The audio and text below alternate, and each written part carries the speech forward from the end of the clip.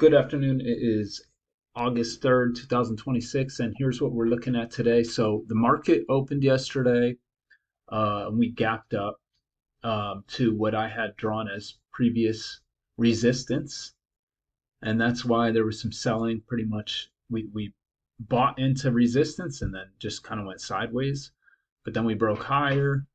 Then I came in here, and I think this was like a 23-point range. So the likelihood of a breakout was very high. And I think this was market open. So if yeah, you had a chance to get in at the low of the day, that's tremendous, tremendous risk reward. If you buy in here and anticipate a breakout to the high side and take profits here, which you can see a lot of people did, that's a very good risk reward ratio. And there's not really much to talk about on this chart today. It was just an up day. I would say it was kind of not necessarily unexpected, but we haven't been seeing days like this lately. Here's the range I've been looking at.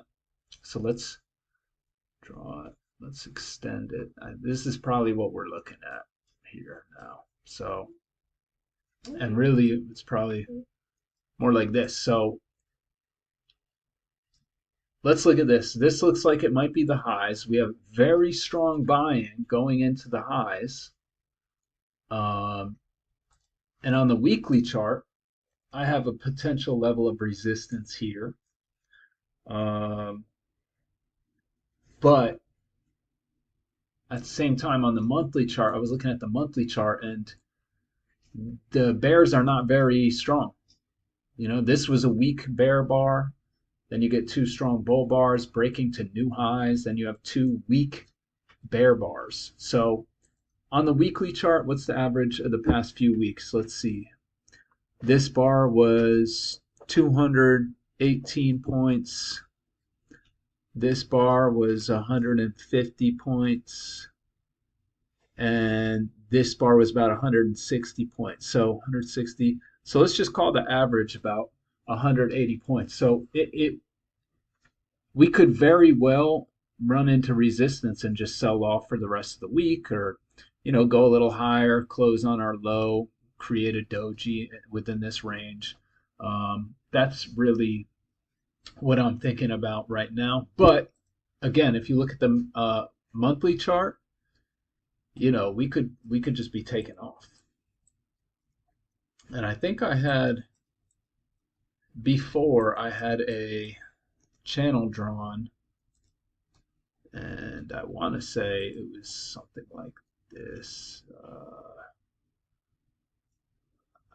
Maybe it was not like this, but this is the monthly chart. I mean, this goes back to this is the pandemic right here, and we were in like somewhat of a bear market from looks like late 2021 to the beginning of 2023.